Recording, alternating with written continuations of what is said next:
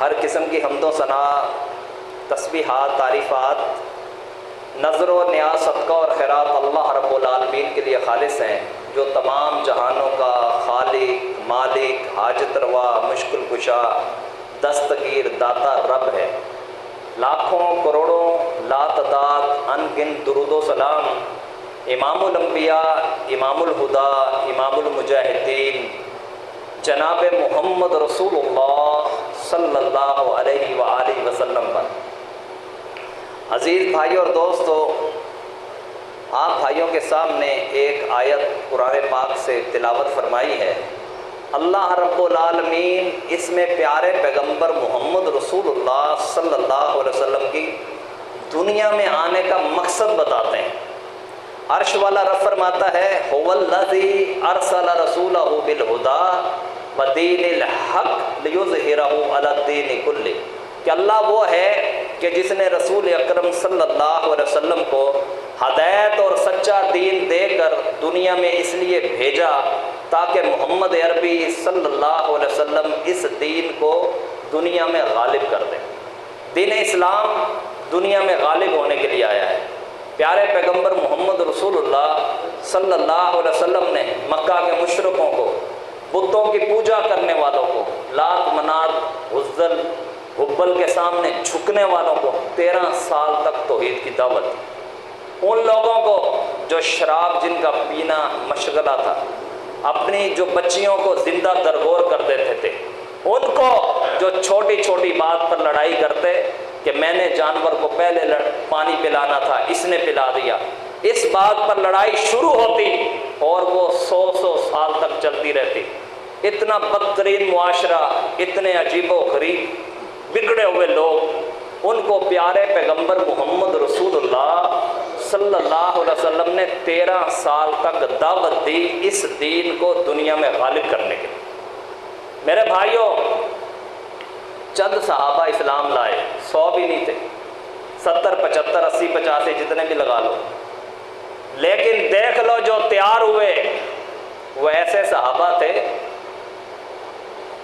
جن کے بارے میں قرآن کہتا ہے رضی اللہ عنہ ورضوا عنہ، کہ جن سے رب راضی ہو گیا اور وہ اپنے رب سے راضی ہو گئے۔ میرے بھائیوں، وہ ابھی اسلام قبول کیا ہے اور اسلام کے لیے ہر قربانی دینے کے لیے تیار ہو گئے۔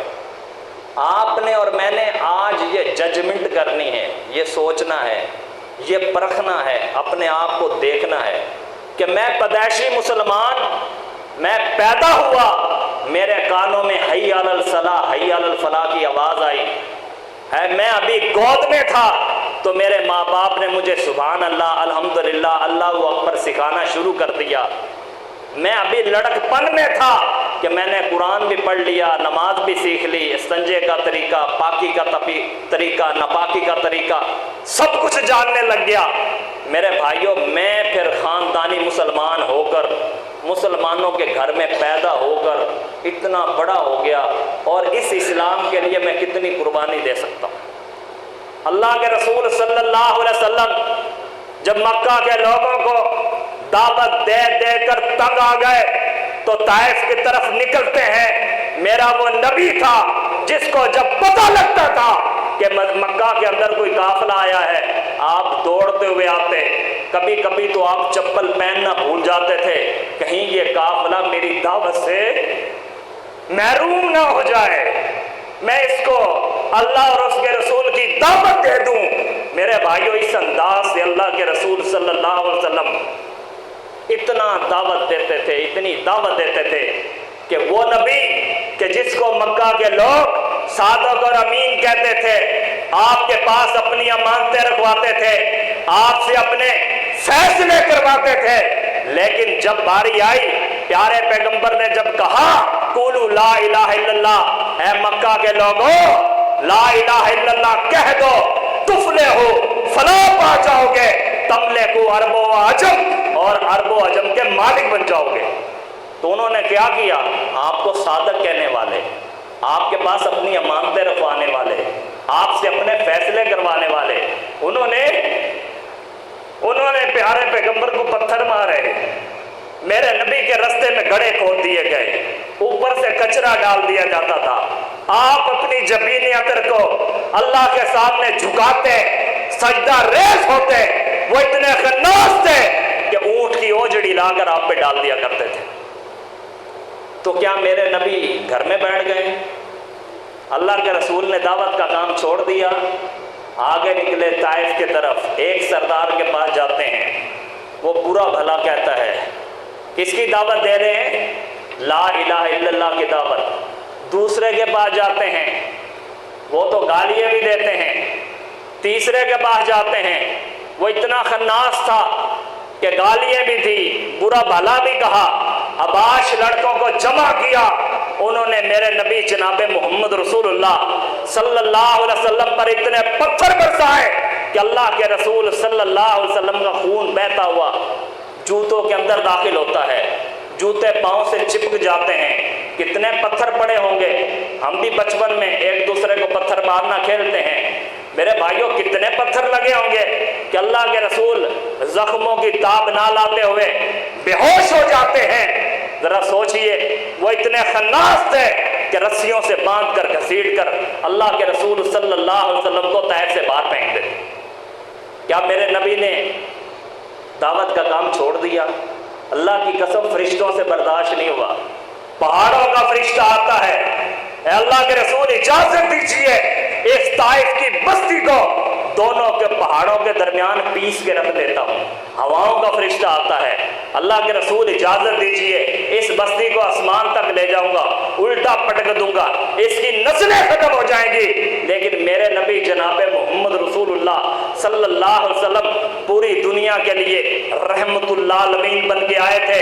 اللہ کے رسول صلی اللہ علیہ وسلم نے فرمایا یہ نہیں تو ان کی نسل میں سے کوئی اسلام لے آئے گا۔ آج ہم کسی کو دعوت دینے جائیں، لوگ چائے پلاتے ہیں، لوگ پانی پلاتے ہیں، لوگ لسی پلاتے ہیں، شربت پلاتے ہیں، کھانا کھلاتے ہیں، پھر بھی ہم انبیاء والا کام، صحابہ والا کام، تبع تابعین والا کام، ائمہ اکرام والا کام کرنے کو تیار نہیں ہیں، اور دعا کرتے ہیں اللہ جنت الفردوس دینا، یا اللہ جنت الفردوس دینا۔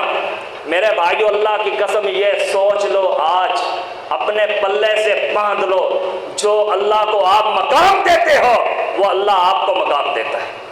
اب ہم دوستوں کے لیے ہمارا کیا کچھ ہے، بیوی بچوں کے لیے کیا کچھ ہے، ماں باپ کے لیے کیا کچھ ہے، ان کو کتنا وقت دیتے ہیں اور رب کو کتنا وقت دیتے ہیں۔ ذرا سوچیں، میری بیوی اگر پیسے مانگ لے، بہت سارے لوگ تو اپنی پوری تنخواہ لا کے دے دیتے ہیں، پوری کی پوری تنخواہ بیوی بچوں پہ خرچ ہوتی ہے۔ کتنے اتنے خناس لوگ ہیں جو اپنے بوڑھے ماں باپ کا بھی خیال نہیں کرتے، بیوی بچوں پہ سب کچھ خرچ کر دیتے ہیں۔ تو میرے بھائیوں ذرا سوچیں، جس رب نے یہ مقام دیا، یہ عزت دی، یہ اسٹیٹس دیا، روپیہ پیسہ دیا، اس تنخواہ میں سے اس رب کے لیے کیا دیتے ہیں؟ سوچنے کا مکان ہے۔ وقت کتنا دیتے ہیں؟ جان، مال اور وقت۔ جان دینا تو بہت دور کی بات ہے۔ اللہ کے رسول صلی اللہ علیہ وسلم کے جب دعوت کے سارے راستے بند ہو گئے، میرا نبی آگے نکلتا ہے، اللہ کا حکم مانتے ہوئے مدینے کی طرف ہجرت کرتا ہے، مدینے کے لوگوں کو دعوت دی۔ میرے بھائیوں پہلے تو پیارے پیغمبر نے مدینے جا کے سب سے پہلے مسجد بنائی، اللہ نے آپ لوگوں کو بھی مسجد دی ہے۔ صحابہ اکرام نے مسجد کو اس انداز سے آباد کیا۔ کیا خیال ہے مسجد ٹائلوں سے، قالینوں سے، پنکھوں سے، کولر پنکھوں سے یا اے سی سے آباد ہوتی ہے؟ مسجد لوگوں سے آباد ہوتی ہے۔